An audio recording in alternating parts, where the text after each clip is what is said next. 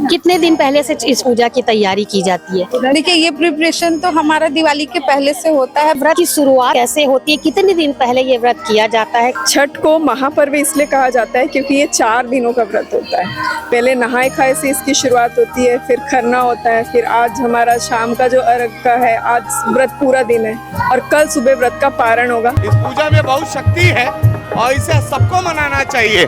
और निश्चित रूप से मैं आज जो पार्षद से विधायक बना हूँ, उगते सूरज और डूबते सूरज को मैं भी अर्घ्य देते आया हूँ। मेरा परिवार भी, मैं छत्तीसगढ़ी परिवार में जन्म लिया हूँ, लेकिन उसके बावजूद भी 10 सालों से मेरा परिवार छठ मनाता है। इस पूजा में बहुत ही बड़ी ताकत है। इस वक्त हम वैशाली नगर के लोकांगन में खड़े हुए हैं। सीजी भास्कर के माध्यम से हमने आप सब तक ये जानकारी पहुंचाई थी कि वैशाली नगर में लोकांगन एक ऐसी जगह है जहां पर सभी तरह के त्योहारों का आयोजन बड़े ही हर्षोल्लास के साथ किया जाता है।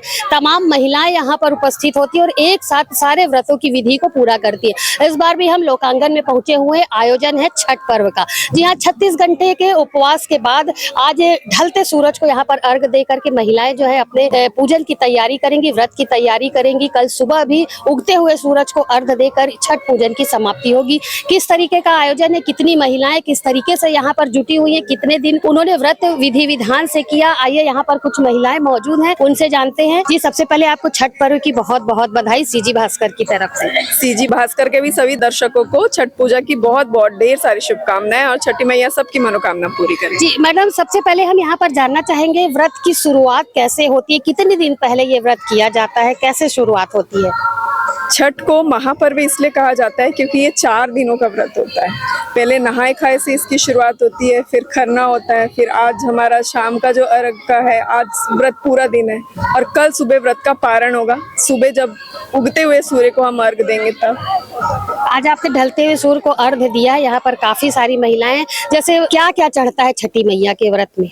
वो सारा सामान यहाँ रखा हुआ है, जो भी सीजनल जितने फल होते हैं, जो हल्दी अदरक सारा कुछ जो भी पूजा का सामान होता है, सब कुछ ढूंढ ढूंढ के लेके आते हैं सारी सामग्री और चढ़ाते हैं, माता को अर्पण करते हैं। तो इसमें जो एक विशेष तरीके का जो पकवान बनता है, कहते हैं उसको जब गेहूं को सुखाया जाता है, उसमें किसी की भी छाया या किसी भी पशु पक्षी का मुंह नहीं लगना चाहिए, इसके पीछे क्या कहा? देखिए, छठ का जो पर्व है वो मेन शांति, सफाई और आस्था का ही पर्व है।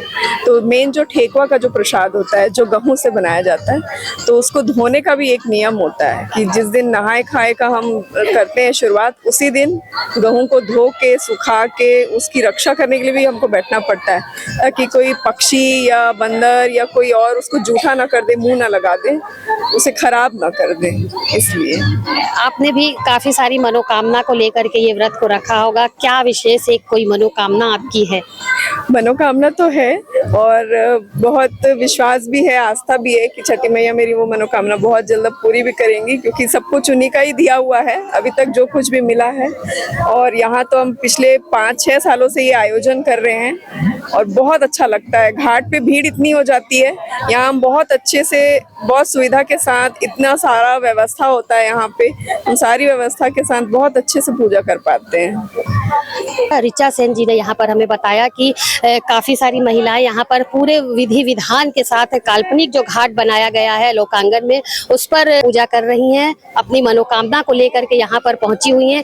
हमारे साथ और भी काफी सारी व्रतधारी महिलाएं हैं, एक के बाद एक हम सभी से जानकारी एकत्रित करेंगे और आप तक पहुँचाएंगे। फिलहाल हमारे साथ मौजूद है। कितने दिन पहले से इस पूजा की तैयारी की जाती है? देखिए, ये प्रिपरेशन तो हमारा दिवाली के पहले से होता है, बट लिटरली 4 डेज से ये स्टार्ट होता है। नहाए खाए से, नहाए खाए के बाद खरना होती है, आज संध्या अर्घ है, कल सुबह हमारा सूर्योदय का अर्घ होगा। कल कितने बजे से आप लोग घाट पे पहुंच जाएंगे? हम तो कोसी भरते हैं, तो हम तो 4 साढ़े 4 तक पहुंच जाएंगे, इसलिए कोसी का एक अलग बृहद रूप होता है।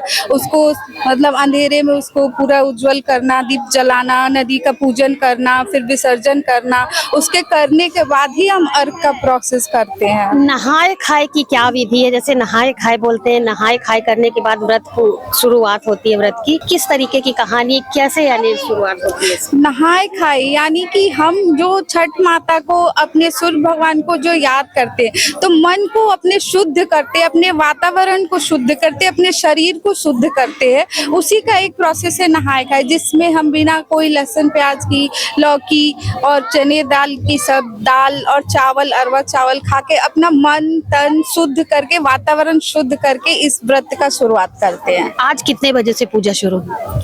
आज हमारी पूजा 4 बजे से चालू हुई। जी बताएंगे आपने किस मनोकामना को लेकर के ये व्रत किया है? छठी मैया की जिस तरीके से महापर्व के रूप में मनाया जा रहा है, सभी की मनोकामनाएं पूरी होती है, आपने क्या मनोकामना ली है? देखिए, मनोकामना तो अपनी जगह है, लेकिन सबसे बड़ी है आस्था। और मैंने बचपन से इस व्रत को देखा है। उस समय मेरे घर पे नहीं होता था, लेकिन बचपन से एक मन में था, एक आस्था थी, कभी ना कभी मैं इस व्रत को करूंगी। और बस आज से 4 साल पहले मैंने शुरू किया इस व्रत को, और तब से आज तक मैं कर रही हूँ। और सबसे बड़ी सभी की मनोकामना होती है अपने घर परिवार में सुख शांति, वैभव, ऐश्वर्य। तो मुझे मिल रहा है और भी मिलेगा बहुत कुछ। तो इसी आस्था के साथ सभी को छठ की बहुत सारी शुभकामनाएं।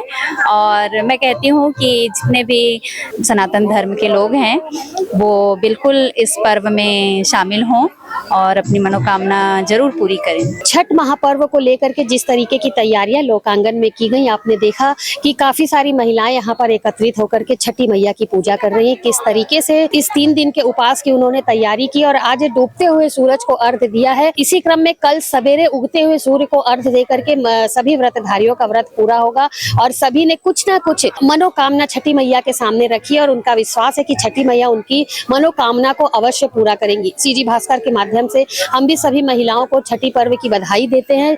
छठ महापर्व जिस तरीके से लोकांगन में मनाया गया, आने वाले वर्षों में भी इसी तरीके से लगातार प्रत्येक पर्व लोकांगन में मनाया जाए, यही कामना करते हैं और सभी व्रतधारी महिलाओं को छठ पर्व की काफी सारी बधाइयां देते हैं।